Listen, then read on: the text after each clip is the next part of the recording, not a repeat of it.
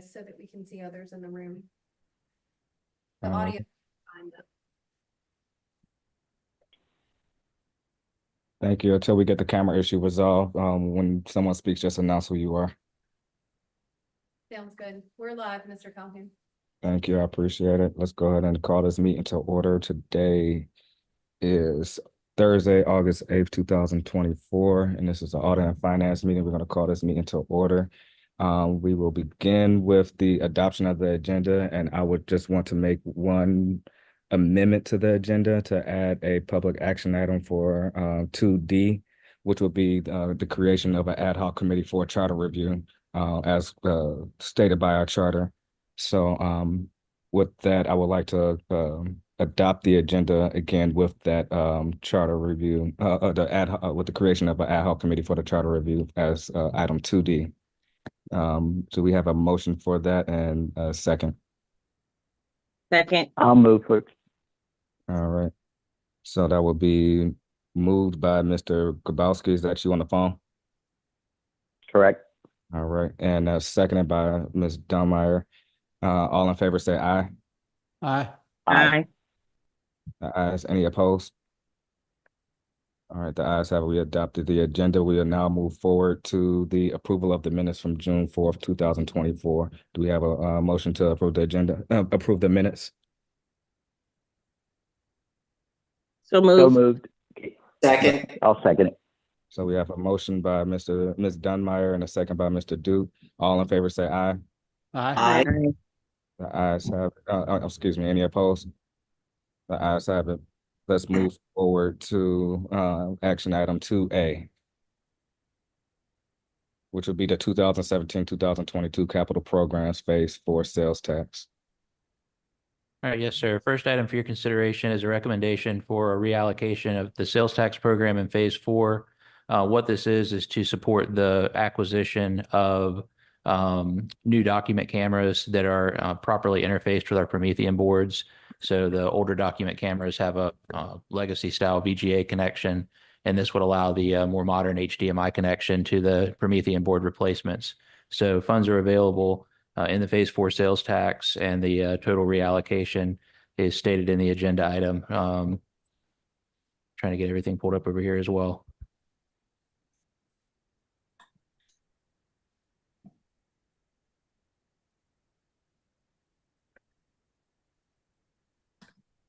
Approximately $300,000 reallocation for project management and for the camera replacements. Okay, thank you. Do we have any questions?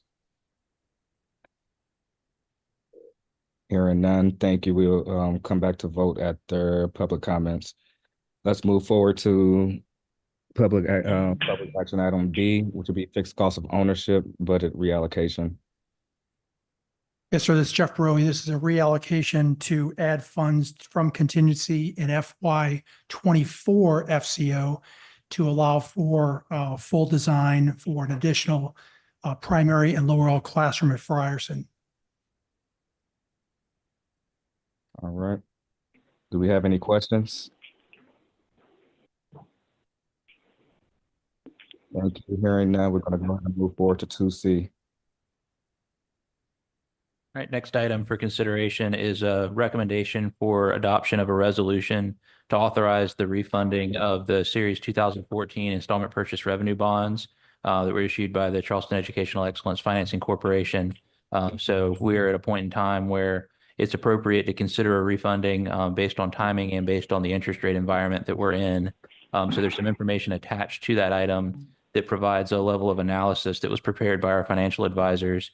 We've received some additional information in the last week as market conditions have improved recently, favorable to this transaction. And so we're looking at approximately $5.1 million in present value savings to be achieved between now and 2031 as a result of this refinancing, which is just over 6%. The best practices of the Government Finance Officers Association is not to consider a refinancing transaction under 3%. So at 6%, that's an excellent circumstance, and we would certainly recommend moving forward to achieve those savings, as that ultimately impacts our ad valorem levy in the debt fund for the sinking fund for the school district. Thank you. Is that why we have PFM on for right now? Yes, sir. All right. Jay, did you have anything you wanted to add to this? No, I think Daniel's covered it well, but if any questions you all have, I'm here to address those. All right. Thank you, sir. Do we have any questions? Thank you. Hearing none, let's move forward to 2D, which would be the creation of the ad hoc committee. As per our charter from last year, that we approved, each August, we will put together an ad hoc committee to review our charter for any type of changes or add-ons or whatnot. Within our charter, we mentioned that it would be a third of the board. So at this point, it will be 3 people who would review our charter. September would come forward with preliminary changes. October, we will come back and look at it one last time to be amended in November. There may not be any changes, but if there are, that will be the process that we will go through. Ms. Stamp, I will so hopefully ask that you would lead that charge for us this year. Would you be willing to do that? I would serve leading it. I'm not sure if I will have the time commitment. I have some other commitments, but I will happily work on that committee. Absolutely. Thank you for that. Also, Ms. Carter.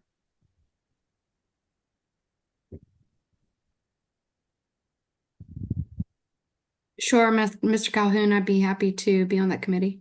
I appreciate you so much. And lastly, Mr. Duke. Sure, I'll be on that committee. Thank you. So those are the 3 we will put forward to the ad hoc committee for the charter review.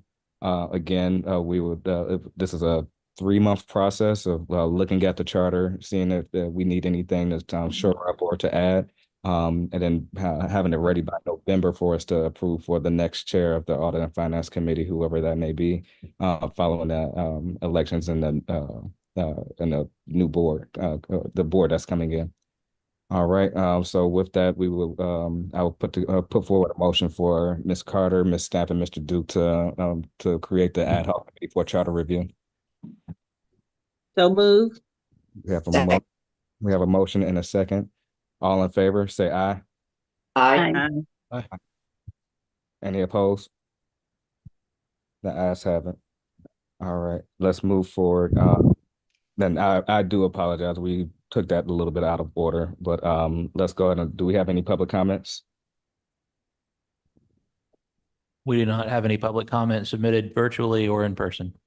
Thank you very much. Let's go forward and vote on the action item. So we'll go for now the action item for 2A, the 2017 capital program sales tax. Do we have a motion to Move to approve. we have a motion to approve. Was that Mr. Garrett? Yes, sir. All right, we have a motion to approve by Mr. Garrett. Do we have a second? Second.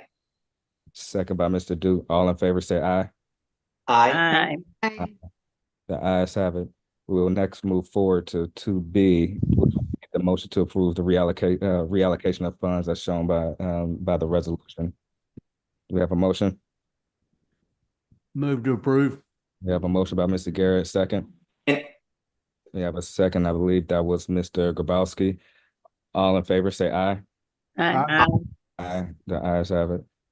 And now we move to 2C, the refinancing of the installment purchase revenue bonds. Do we have a motion? Motion, this is Carter. All right. Thank you, Ms. Carter. We have a motion by Ms. Carter. Do we have a second? Second. Here, we have a second by Ms. Roberson. All in favor, say aye. Aye. Aye. The ayes have it. And we already took the vote for 2D. Again, I apologize for taking that out of order. All right, let's go ahead and move forward to our information items, 135-day average daily membership, which will be presented by Ms. Roberts, who is online. Hi, and actually, Miss Kathy Milne is going to be presenting this information item. It's basically just a 135-day comparison for our board, and I'll turn it over to our Director of Student Information, Miss Kathy Milne. Thank you. Good afternoon. You know, Ms. Milne. So we have in your packet the 135-day enrollment comparison. It's presented by funding category, which is how we submit to the State Department of Education. And then it's also presented for you by school. It is consistent, 135-day counts were consistent with our 45-day enrollment, and there's only a slight increase over prior year. Other than that, there's no significant variations. Do you have any questions? You're I have muted, a- Mr. Oh, I'm sorry about that. Ms. Roberson? No, that was Ms. Stamp. Oh, thank you, Ms. Stamp. How's this data used? I mean, what's the primary purpose for this data? So the primary purpose is to establish our student counts for state funding. Okay. But the way that it works is that 135 is our true up for the year, and that's how they fund us for the prior school year. And they set their projections going into the next school year. And then that it gets adjusted at 45-day as a new projection for the new school year. And then gets trued up again at 135. So it's kind of like a rolling count. And 135 is the most critical piece because that is our true funding count. Okay. So is it used for any other purpose like trending to see how schools are trending over years to say, take for instance, Burke High School. At some point, Burke High School had a certain population and it dramatically dropped. So is this data used to say, okay, let's see what the issue is to target that there may be an issue going on where students are leaving or not returning or dropping out? Is this data used in that way at all? I can speak to that. So we do utilize the data from, this does come out of our student information system, which is our official student database. We do use this information to look at enrollment trends over time. Schools also use all of this information as they're planning. We make sure that we're paying attention to any type of dropout reporting, graduation rate reporting. All of those things are reviewed and discussed, and we create action plans and everything with our schools. They work really hard to make sure that they're keeping students in school. And just to add on to what Buffy mentioned, there's also the Live and Attend report that is closely monitored by the school as well, and that comes out of the operations team. So ladies, is this the bottom line number now that we will say that Charleston County School District has 47,000 students? Is this where, you see that this is Charleston County is the second largest school district and that number is determined by this 135 count? Do you see the numbers at the bottom of the page that say EC3 and EC4? Yes. Those are our babies. Those don't get included in the funding categories at the top of the page, but you would add those into the Got total. it. Okay, great. Thank you. You're welcome. Thank you. Any further questions? Thank you. I appreciate it. We're going to move forward to, that would be 5B, the community investment policy. Mr. Prentice? Yes, sir. So we put together a draft of an application and some guidelines to try to help assist the process of determining funding for CBOs. Just based on some of the requests that we've received in the regular course of the year and outside of the budget cycle, we wanted to have a process as well as a set of metrics and an application to be able to track these applications and to track the efficacy on an ongoing basis of their programming. So there's two documents for your attention inside the agenda item. The first is the application guidelines, and it talks about the information that we'd like to collect from these organizations as they apply for funding and the timing of that information that's being requested. We would also require that they provide us with their annual audit if their revenues exceed $1 million, their 990 form from the IRS if it's less than $1 million, information about financial statements and other items that would be proper for us to have in our files based on the funding that we distribute. Of note, this application would be required for any entity seeking funding each year. We set aside $200,000 in the budget and would propose that these applications get released the 1st of September. and a due date in February for requests to come through to their bring to the board in the spring, we would distribute the funding to the end of the fiscal year for their utilization in the upcoming fiscal year, and then they'd be required to report back to us in the cycle that followed. Also to note that any CBO that we currently work with that receives funding outside of that $200,000 allocation, they would continue to receive their budgeted allocation in the general operating fund, or through, the other entity or location in the system where they receive their funds. But we would ask that they complete the form for documentation purposes, just to show the same trackable metrics that we receive from the others that are being competed for the $200,000. So happy to answer any questions, but our goal ultimately is to get this on the financial services page of the CCSD website in the next month, and to be able to advertise it and promote it throughout the community so that we can see what level of interest exists for the funding that's set aside. Great, thank you. Let's start with Ms. Stamp. So who are some of the current CBOs? So off the top of my head, we have Communities and Schools, Charleston Promise Neighborhood, Community Resource Center. What's the other one? Reading Partners. Those are some of the ongoing, larger contributions that we've made over the last few years. There are others that, for example, a school may provide limited funding, through their budget. And of course, now with having weighted student funding, there may be certain circumstances where they desire to make an allocation with their WSF to fund something for a specific outcome. But those are the major ones. Okay, so that first one you mentioned, communities, and what services do they provide? Ms. Simmons is going to come up to the microphone and speak a little bit further about the services that they provide. Thank you.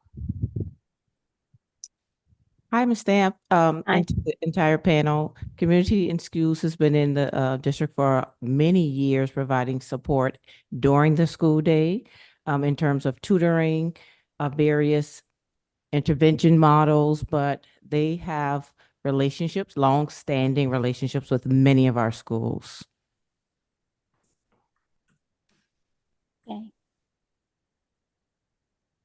All right, thank you. Ms. Robertson, you have anything?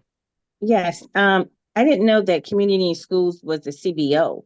I thought that they were more of a larger type vendor. We categorize them all under that huge umbrella of community-based organizations, but they would be similar to the services we receive from community. Well, I guess my concern is that this cost center, this line item is only 200,000. Community and Schools, it seems like their budget for all of the schools that they're in is larger than 200,000.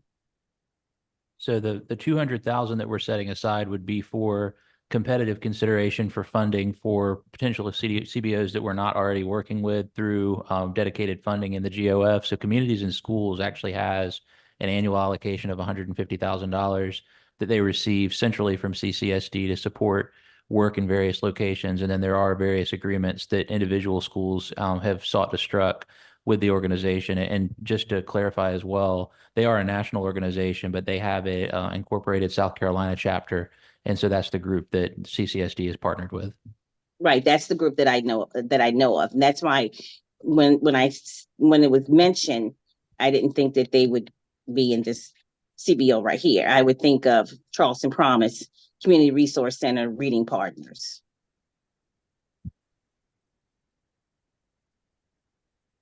And I just to further on that, if you look at the criteria that we're looking at, we're looking at the amount of time that they've served the district, if they've been in existence for a period of time, how much they're spending on their programs, what population of CCSD students, if it's a required service in lieu of something that the district already provides, and then what their reliance as an organization is on government funding as a whole compared to other sources that they might receive. And so we would, consider all of those point allocations, and then we could also look at, whether that organization is based locally or is, more national in nature. And the board would have the opportunity to consider all of those applications and to recommend to us as staff how to distribute those funds based on the $200,000 set aside and at which amount for each one. So we're going to get a list of, and I guess I'm going to go back to Ms. Stamp's question. Are we going to get a list of the current CBOs? So we have those that we mentioned to you that are currently receiving funding they're in the GOF, and we would propose to continue to fund in the GOF, and then any others would be able to submit the application. And maybe this is what you're asking. When they submit their applications, we'd give you a list of all of those applications, the requested amount, and the detail on the application for the board to consider. So it wouldn't be a staff decision. It would be a board decision on how to allocate those funds each year. Okay, and will they be broken down? And I guess maybe this is the board for us to decide. Small CBOs, medium size, and large size. We would be able to do that because we would have the information about their annual revenues. We'd be happy to be able to provide a sort on that. So you saw, both the size of the organization in terms of revenue, but then also how much of their total budget is relying upon public funding versus others. So you'd have those metrics to consider. Okay, and my last question, you said that it was going to be about notification to the CBOs, and you did say that it would be on the, I guess, the finance website, but how would they know to look there? So we had talked about the Office of Communications putting out something through social media and the press to be able to make the notification that these applications are available. I don't know that we have a universal list of everyone that may be potentially interested. So we wouldn't be able to attack that from any potential way other than just getting the information out publicly. And then we would link back to that page on the website and try to give that 6-month period for everybody to consider the application and get their application in. Okay, thank you. Just a follow-up question regarding the 200,000, and you made a comment that individual schools can also contract with communities in school in addition to what they receive as a CBO, but isn't that sort of circumventing the whole process?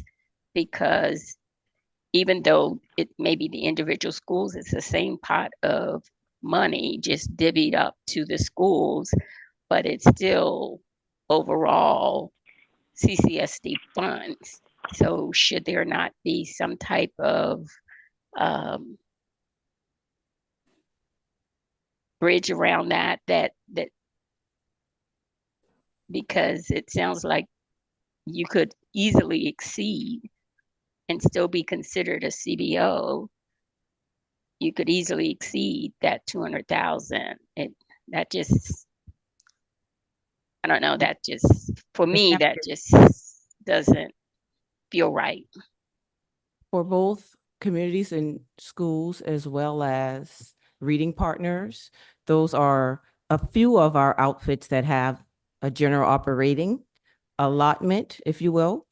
But schools typically will use alternate funding sources, perhaps Title I, which is federal funds. And so they're not necessarily coming out the same funding source, but they have the ability, if a school determines that the need we can satisfy at the district level isn't sufficient, they can layer on additional support and services with their local school-based funds. I still get back to, is the Charleston County School District. You have different revenue streams. Federal funds may be one of them, but when you take it all in, they may be using different line items, but different funding sources. But it seems to me that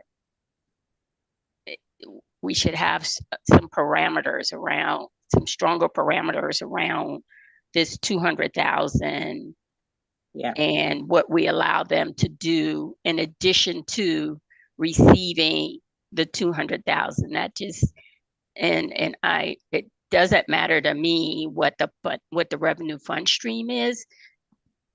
It's still CCSD funds coming. It's still coming I through CCSD. Yeah.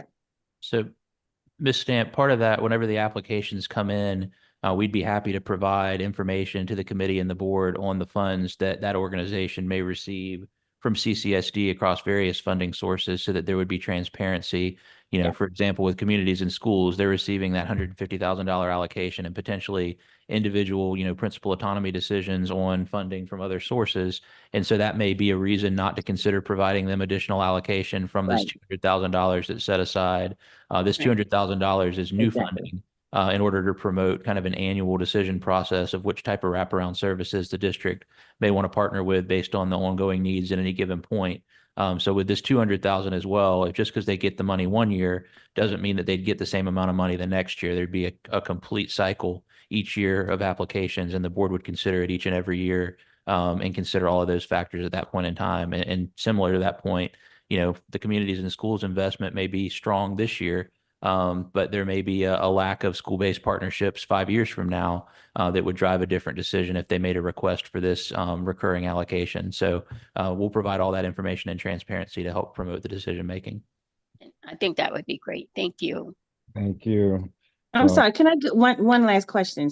In this community investment application requirements, the second check agreements that money spent differently than described in the application are spent on political activities must be returned to school. Is that something that's common that we're targeting the CBOs? Is there any history in the district that CBOs have spent money on political activities? I'm just curious of why this was pointed out. So in full transparency, this is actually a policy that I was part of drafting in another organization. So a lot of this information came from pieces and parts of a former policy that was in place, and that wasn't included for any reason of knowledge of anything happening within CCSD, but more of just as a best practice and good faith, requirement of organizations to ensure that the money they're spending is on the programs that they state they're going to expend. I have been in circumstances where organizations have expended funds on programs that were not part of their, submitted application request. And, in the interest of making sure that the funds flowed for the proper purpose, there was a clawback in the agreement to make sure that, there was some teeth to it all. So that's the only reason it's there, is just to make sure that, we're all working in good faith with these organizations and that they know that the money has to be expended for its intended purpose, or they may have repercussions. Thank you. All right, thank you. That's Ms. Stamp, Ms. Roberson. Mr. Duke, do you have any questions? No, I have no questions. All right, Ms. Carter, No questions. Mr. Grabowski? Yeah, Daniel, can you hear me? Yes. Yes, sir. And I apologize on my voice. This goes to a much deeper problem that I'm having with this, because this is only $200,000. The bigger issue that you've raised is the CBO's involvement in the GOFs and the ability to identify that during the next budget cycle when we start looking into this.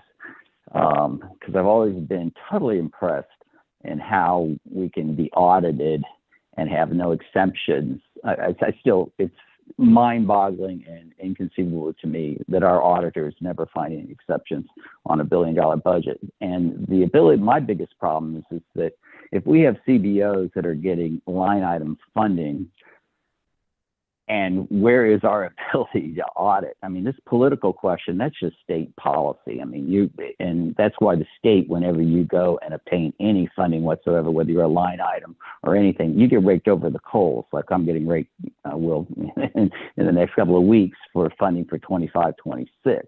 I'm just appalled that this seems to be the first time we've actually had an application that would even bring this subject to light on CBOs.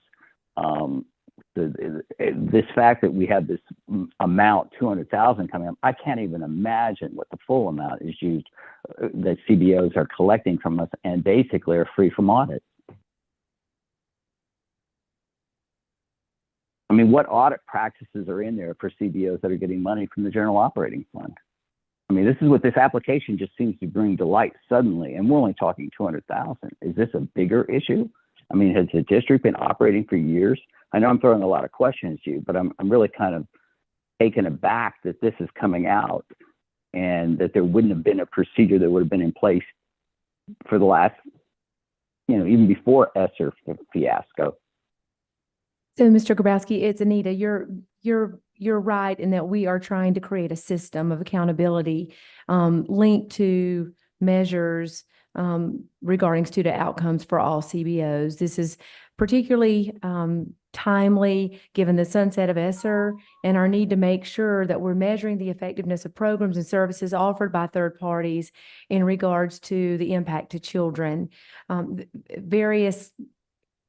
the recent past, we have received numerous requests at various times throughout the year for monies to support children without a way to really measure that success. So this streamlines and systematizes a way for us to do that in a fair, somewhat more equitable way to ensure that the programs that are most effective, elevating outcomes for kids, are recognized and rewarded. So we have not necessarily had a system like this in place before, but this prevents the hodgepodge of requests from coming in at various times throughout the year without a way to identify a link to student outcomes and a way to streamline the process as a system, somewhat to what Mrs. Stamp alluded earlier. I just think any CBO that is asking for a penny of CCSD money would go through this type of application. And if they're not, we have a serious problem. This goes back to many of the questions we first raised back in January, right after we got elected. And Mr. So Grabowski, I am totally taken back that this is the first. I'll stop. I can't go any further. Go ahead. So how are the funds distributed? Is it a lump sum that's distributed to them? How are they receiving the funding? in Do many they have? cases, yes, ma'am. There are a couple that have agreements with CCSD that stipulate the timing at which the funding is distributed. But in many cases, it's a lump sum. So again, and to Mr. Grabowski's question and point, the goal is, to compete any new CBOs that wish to receive funding, and then to require those that have a recurring earmark or a line item in the general operating fund, or even at the school level, to submit this application so that we're tracking all of those metrics consistently and have a way to hold them accountable and determine the efficacy of the programs, just as we're doing in a different manner with the distribution of weighted student funding dollars in the FY25 budget. So in the past, even though there wasn't an application process as defined as this, they had no obligation to submit progress reports or any type of reports throughout the year for the funding that they had received? We really can't, Ms. Stamp, I appreciate that question.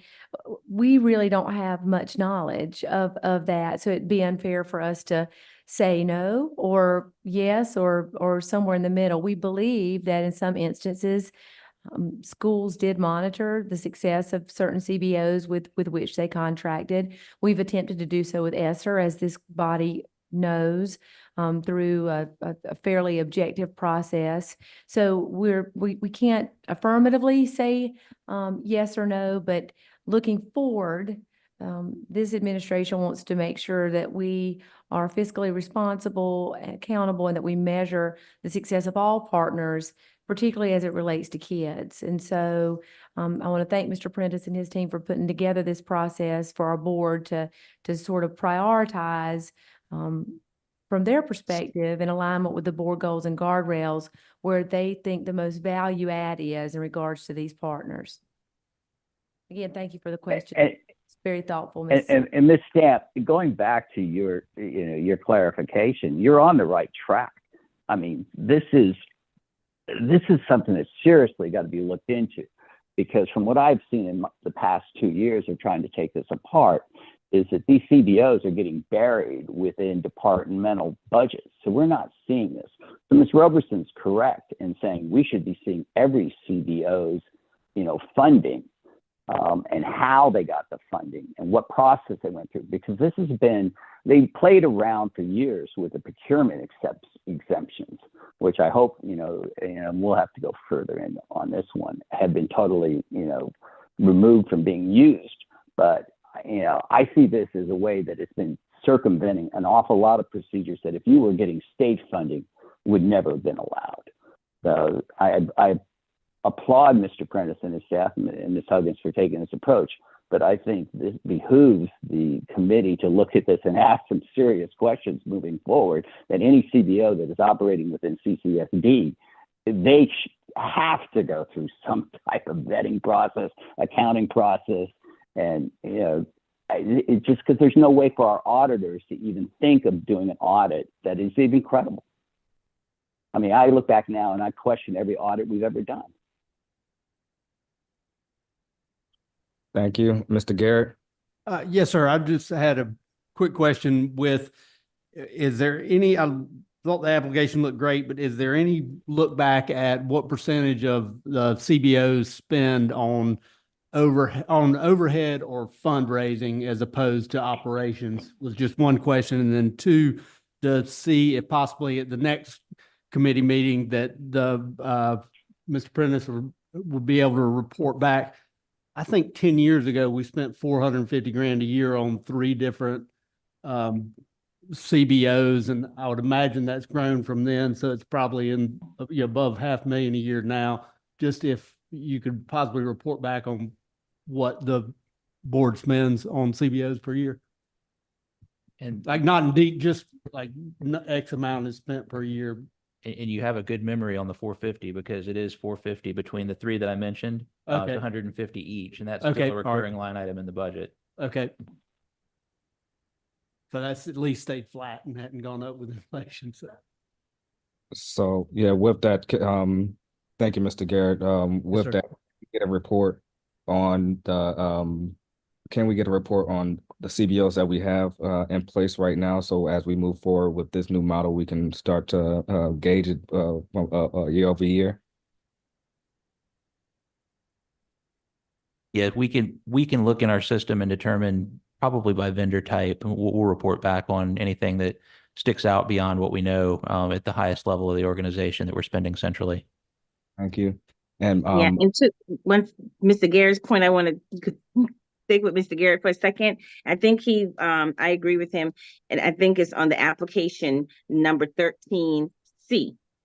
What percentage of expenses are spent directly on programs? I think it's important for us to know that. Are we paying for staffing, fundraising, whatever, and how much of the money that we are giving them is actually being spent on programs for our students?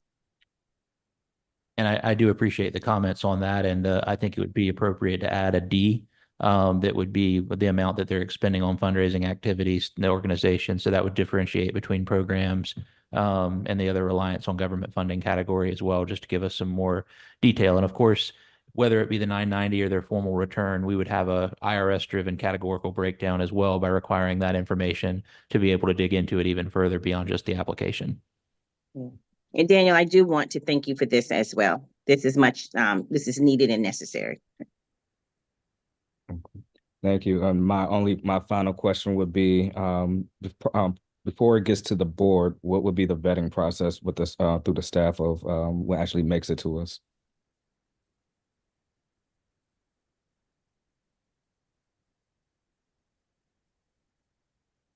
Mr.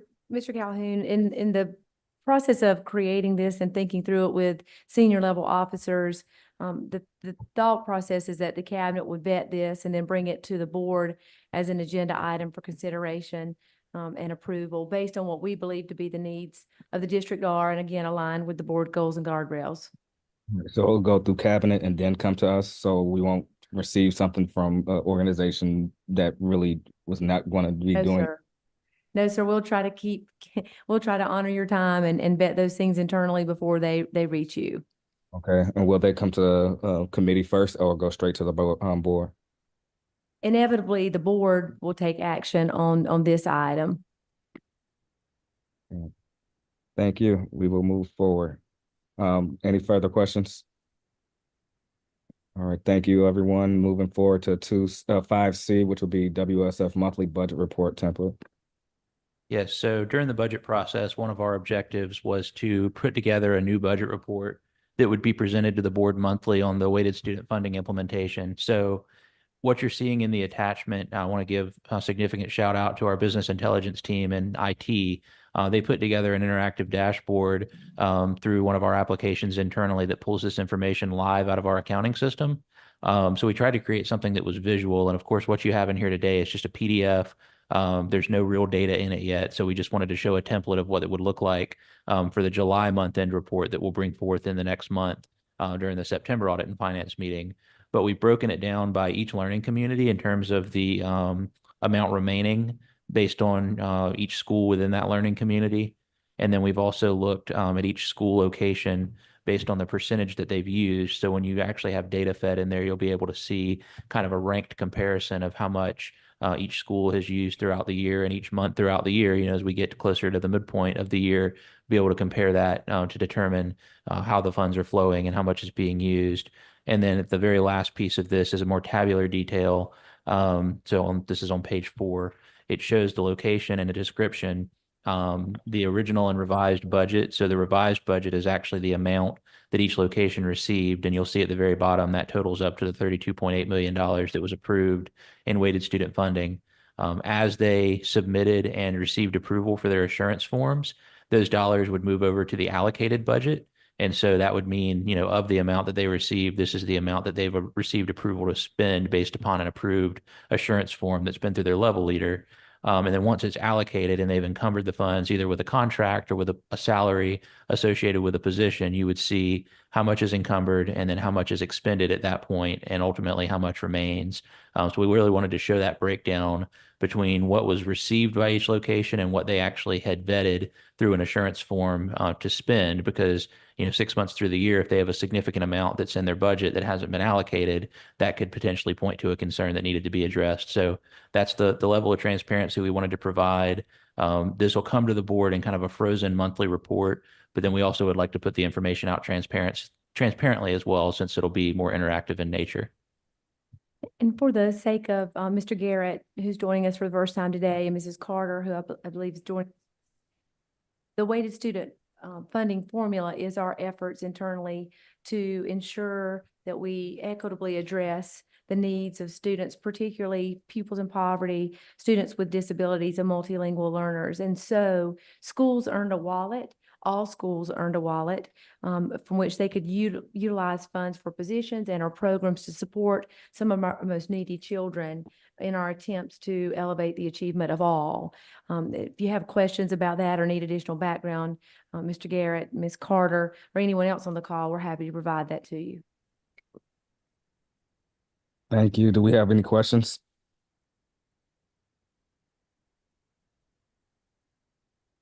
All right, thank you. Moving forward. We will move forward to the $250,000 purchases. Mr. Apprentice. Yes, sir. So we are back this month with the first $250,000 list on the look back basis. So now it's an information item populated with information from the cutover date of May 21st through July 15th. So each month going forward, we'll look back for the prior 30 days when we present this report to the Audit and Finance Committee and to the board. So this goes from that May 21st through July 15th. On the competitive procurement detail, we have one. That is the Whitesides HVAC replacement project. That solicitation was published for 20 days and we received 2 responses.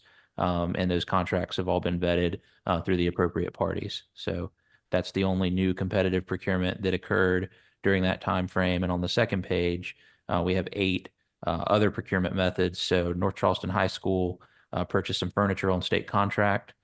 We renewed our license for our Munis ERP through a cooperative contract with Sourcewell.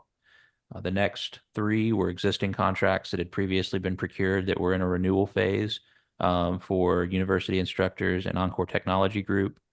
We had a sole source for EIR automation associated with Virginia Advanced Study Strategies. And we had an existing contract for our WebEx license renewal contract that was already in place. And then lastly, our FY25 property insurance premium. This is our plus up that we do throughout the year as we get from renewal to final schedules. And it just happened to be over $250,000, but that of course is an exemption under our policy since it's an ongoing relationship with Skisbit. Thank you. Any questions? All right, here now I do have one question. How are we, or where are we at with the procurement policy procedures manual as well as the P card manual? We are still working on those. I am working on bringing in a new director of procurement. We have an offer that's out now, so I anticipate being able to make an announcement between now and the next Audit and Finance Committee meeting. We've also brought in some augmentation support with a recently retired professional within the local market to help us. So those are some of the things that we've tasked that staff with, and I'll be happy to give you an update at the September meeting on that once we've gotten everybody in place. Great, thank you. Any further questions? Thank you. Moving forward, we will go to the monthly financial report. All right, if it pleases the committee, we've got two reports on here, one for May and one for June, since we had the July gap in meeting. And so I'd just like to present the June report, since that's the final unaudited preliminary year-end figures for the general operating fund. The May information, of course, is in there for reference, but for the preliminary year-end, we've collected $746.6 million in the general operating fund, and we're estimating to receive approximately $13 million more before we close out the year. So of course, our audited numbers will be different. It's very preliminary. And you can see that from a revenue standpoint in the aggregate, net of our budgeted use of fund balance, our positive variance in revenues was $43.4 million.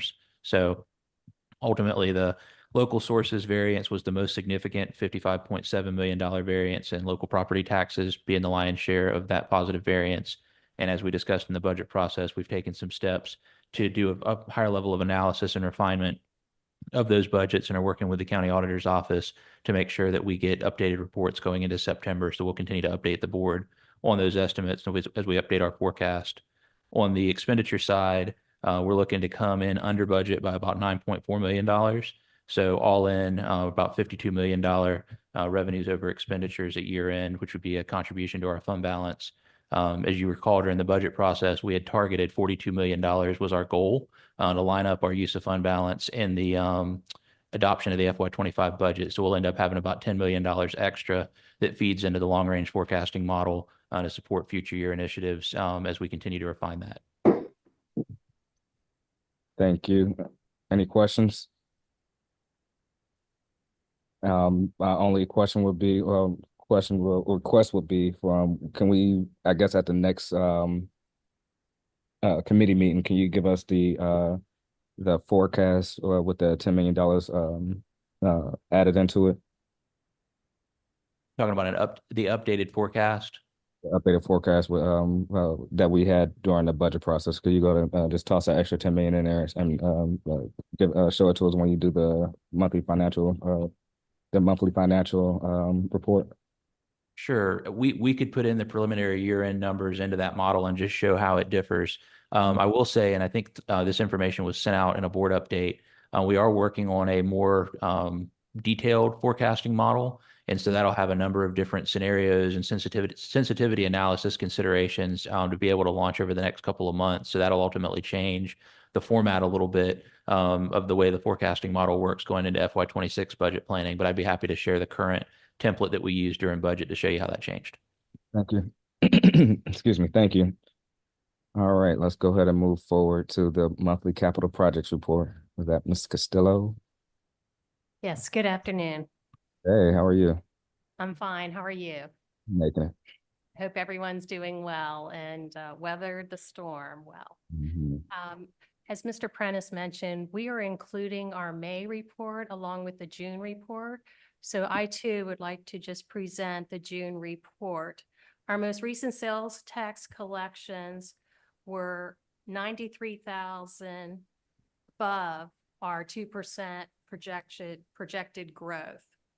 Our expenditures for June were as follows. For the 2010 through 2016 program, $35,000. The 2017 through 2022 program, $4.3 million. For the 2023 through 2028 program, $30.1 million. For the long-term debt program, $3.1 million. The fixed cost of ownership fiscal year 24 program is wrapping up, and the fixed cost of ownership fiscal year 25 has commenced and is making good progress. I'm happy to answer any questions you might have on either report. Thank you, Ms. Costello. Do we have any questions? Thank you. I appreciate it. We're gonna go ahead and move forward to our monthly ESSA report as this is winding down. Yes, so we have again, May and June. So I clicked on May. I need to click into June here, and I'll use the June numbers as a presentation for today. So as of June 30th, we've been reimbursed 145.1 million of the 163.2 million authorized under ESSER 3. We had $2.2 million encumbered and $5.9 million remaining. Of course, as we've moved into the month of July and into August, of course, some of our summer programming has decreased those encumbrances and increased the reimbursements. We've been meeting every 3 weeks or so to review kind of the final cadence of closeout. And we believe we're going to have about $3 million that we need to reallocate. As I'd mentioned previously, we'd have to do a plan amendment to reallocate those residual funds and make sure we could expend them on authorized salaries between July 1 and September 30th. So we're working on that effort now and have another follow-up meeting in a couple of weeks to continue that conversation. So we'll present you the July report, and then probably by the time we get into the September report, you'll see that final plan amendment with the reallocations on some positions that had previously been funded by ESSER being offset in the general operating fund this year. And then you'll see, of course, close out come September 30th and some reports and audits that follow that. Thank you. Do we have any questions?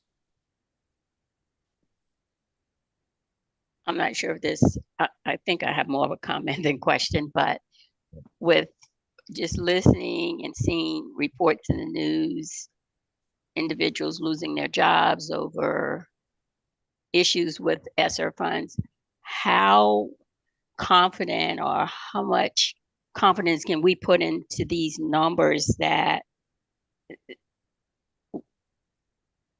they're all good, that we've our expenditures that we're reporting are good?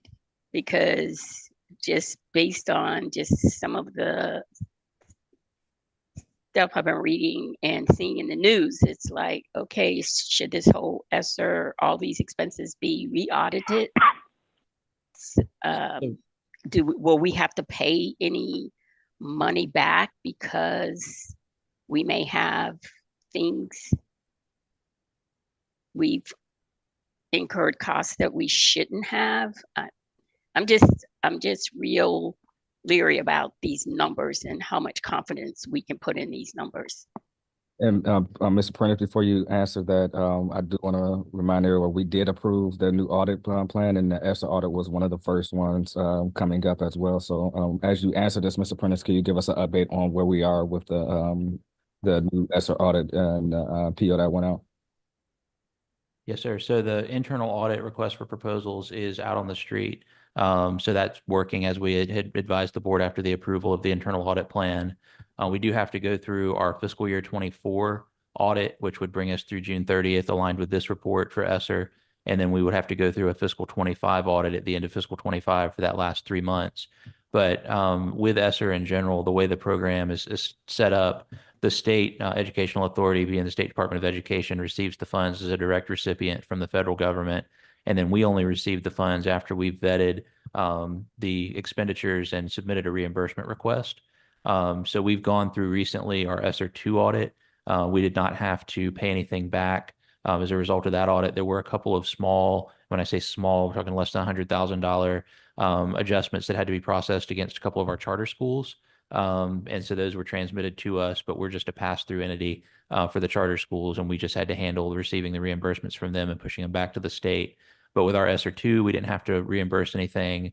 And of course, anything that we've been reimbursed ties directly to our general ledger for the proper expenditure, whether it be salaries and benefits or purchase services or capital.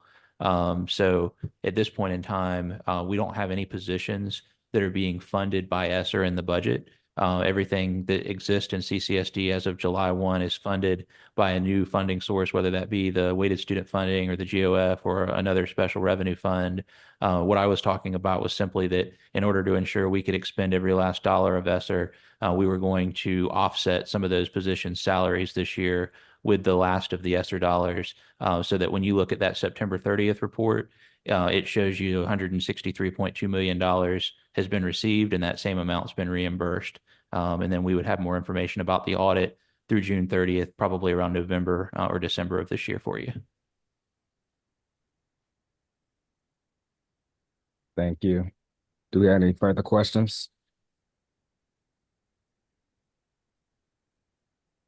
Thank you for that. Hearing none, we're going to move forward with our IT Citizens Oversight Steering Committee. Now, would that be presented by Mr. Duke?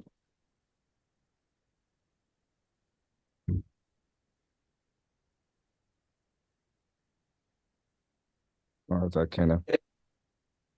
I mean, I can present it, or usually Tom or Kenny can also present it. I was about to say, I don't see Kenny on. Is he in the room?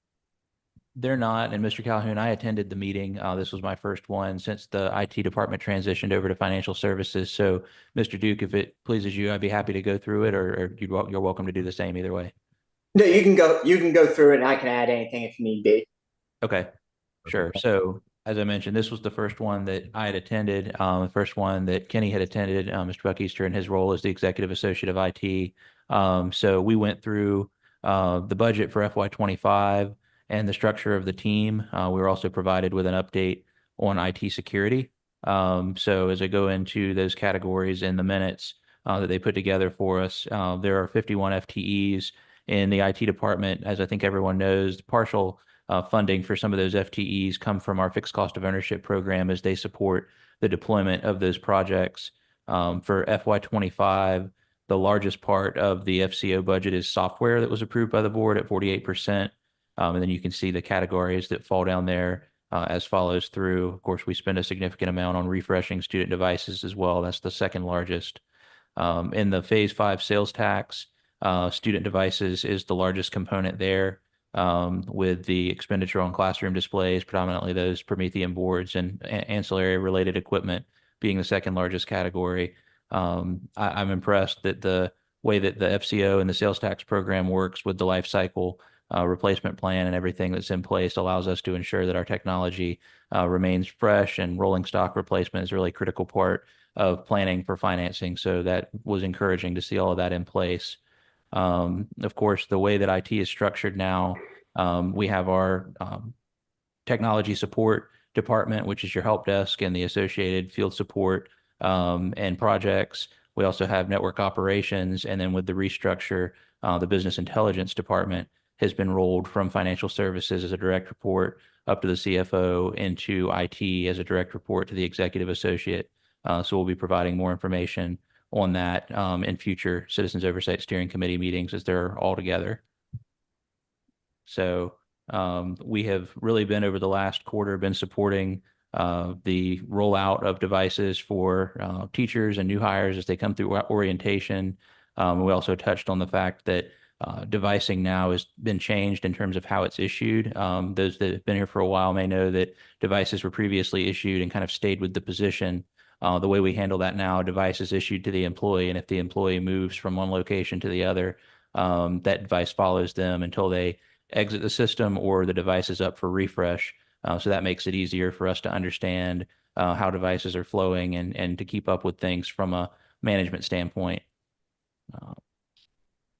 We got a update on FCO spending changes, as we've talked about a little bit over the course of the past several months. We are going to approach FY26 FCO a little bit differently now that we don't have the requirement for approval of the $250,000 list. So we just talked briefly about the notion that we are going to allow procurement to move forward with issuing purchase orders as soon as the budget's approved, so that we can try to expedite the lead time on receiving some of those items before the end of the school year to make the project implementation as smooth as possible. And we'll have our next meeting in September. Thank you. Do we have any questions? Or Mr. Duke, do you have anything to add? No, and that covered it. Yeah, we did spend a lot of time going over security and how well prepared, the Charleston School District Network is, even though they did have issues in the last week, but they're far better off than a lot of other school districts in Charleston or in South Carolina. Right. Thank you, sir. Do we have any further questions? Mr. Calhoun, I have just one question. Go ahead. Mr. Duke and Mr. Prentice, this seems to be something that the state's really starting to push, this new tracking ability on all computers. I know we've had to bring in all of our computers because they do follow the person. But there is that requirement now that we have to, and I forget which software we're putting on, but that all computers have to be able to be tracked. Yes, That's something the district's going to be looking into. So if I'm tracking what I think you're referencing, we do use Manage Engine, which is our mobile device management application on our PCs and our phone devices and some other components of technology throughout the system. So we have a pretty robust mobile device management application in place that does a mixture of things, including pushing software updates and allowing for users to download certain approved software without having to go through the standard admin level install process. So that is in place, has been in place for a while. So we can, wipe an iPhone or an Android device or lock down a computer and have, detailed information on where that computer is at any given point in time. And of course, as Mr. Duke mentioned, we've had some recent challenges with suspicious activity on the network that we're investigating, and there'll be a point in time when we're at a place where we can talk about that in greater detail. But some of our recommendations coming out of that do include multi-factor authentication for our VPN and some strengthening of some requirements for passwords and some other things of that nature that users are going to begin to experience in the next couple of weeks as those roll forward. And I think this goes, this went back when last year we switched to the in-person, assignment of all computers, laptops, and it was part of an insurance issue, if I remember it, that, for a lot of these policies, you had to have the tracking software or some type of tracking software.